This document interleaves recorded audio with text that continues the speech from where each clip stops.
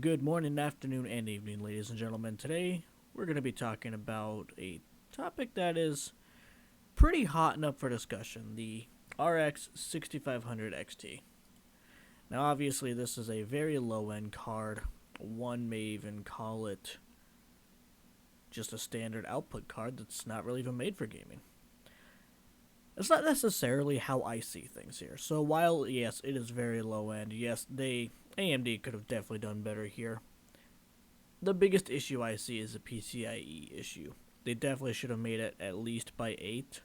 By 4, for the type of system that this is going into, let's face it, this card is, in the DIY market, going to be put either into a modern system with like a 5600G just to get you by, or, which is more likely, going to be ending up in an older system still running PCIe Gen 3, which on 4 lanes probably going to struggle to run enough bandwidth for even this low end of a card. That said, there are places where this card could be useful.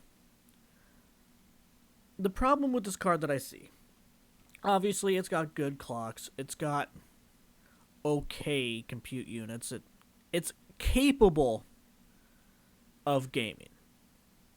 Capable, that's the most I can say for it. I have an old RX 480. It was a Sapphire Nitro Plus. It probably outperforms that 6500 XT because it does overclock very well. But that's fine. I have it. You can't necessarily find an RX 480 for under of an 8 gig specifically because that one's an 8 gig for under probably 350 right now. The 4 gigs are still around 300 to 400 depending on if you can find it at a specific price at a specific time. And those are used. They don't have warranties or anything. The 6500 XT does have the warranty. It's also on a much more efficient architecture, meaning that it's going to take probably probably not half the power, but a lot less power to get the same performance as those older cards while having a warranty. And so far, the only ones I've seen that are actually selling are at MSRP. People have tried to scalp them, and they've learned their lesson. Most people aren't going to buy this card for $400 or $500 because that would be a literal waste of money. However, at the MSRP, it kind of makes some sense. The issue with this card isn't that it exists or that it only has 4 gigs of RAM.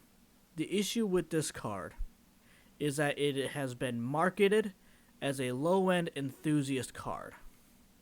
With all these decent FPS, I can understand why AMD would have done that.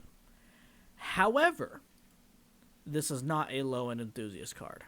This is, at best, an OEM-ready card that's been offered in the DIY market to get something out there.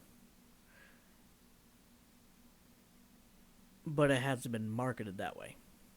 And that's where the big issue with this card comes down to, is how it's been marketed. It never should have been marketed as a gaming capable GPU to the enthusiast market. Gaming capable? Absolutely. Enthusiast grade? No. That's not what this card is.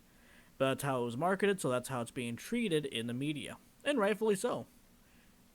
The media is only going to treat it the way they've been told to treat it. And I fully agree with that.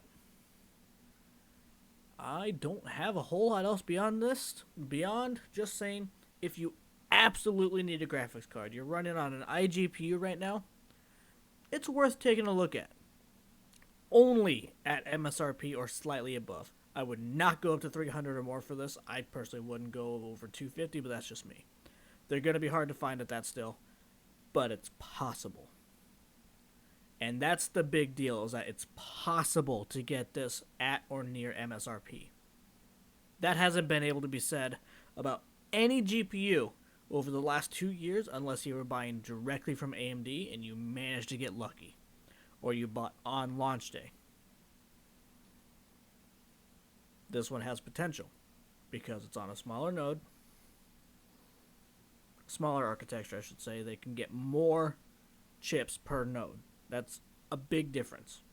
Compared to, say, something like a 6800 XT, they should be able to get 10 or 12 chips per 6800 XT die size, roughly.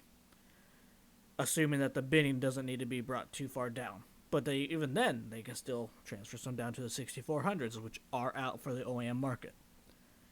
If you need a GPU to upgrade from an iGPU, this is worth taking a look at if you're on PCIe Gen 4. If you're on PCIe Gen 3, I would not look at it. I wouldn't even consider it. Yeah, at that point, you are far better trying to get a used card for around the $350, $400 range right now. I still wouldn't spend that much for a used card myself, but that's just me. If you're on PCIe Gen 4, or you're just building a new system right now, and you need a card just to get by, this is a great card to get by. However, I do believe that once its quote-unquote usefulness is done with that, it's pretty much e-waste. Doesn't encode or decode very well, and it's basically just a video output once you have a decent GPU. But if you are in PCIe Gen 4, worth taking a look at for the low end. PCIe Gen 3, don't do it.